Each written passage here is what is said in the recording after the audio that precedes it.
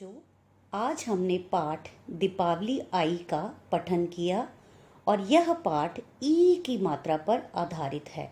मैं आशा करती हूँ कि आप सबने इस पाठ को ध्यानपूर्वक पढ़ा होगा। अब हम इस पाठ पर आधारित लिखित कार्य करेंगे।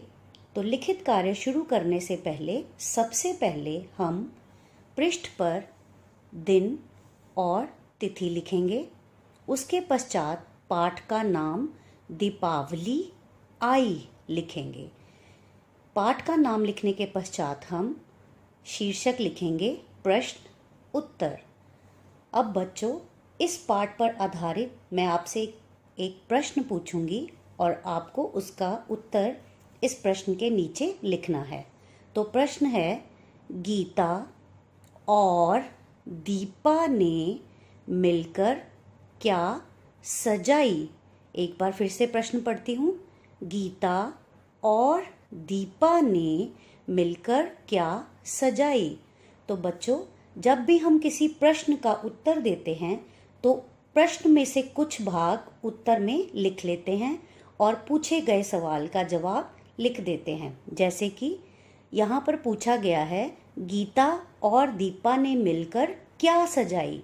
तो इसका जो आरंभ का भाग है, गीता और दीपा ने मिलकर, इसको हम इसी प्रकार से उत्तर में लिखेंगे और क्या का जवाब देते हुए हम लिखेंगे थाली सजाई।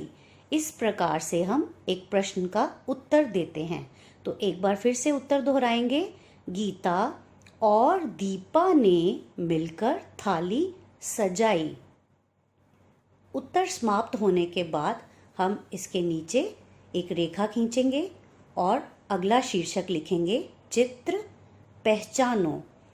बच्चों, ये जो चित्र नीचे दिए गए हैं ये ई की मात्रा पर ही आधारित हैं। जैसे कि सबसे पहला चित्र है लीची, लीची।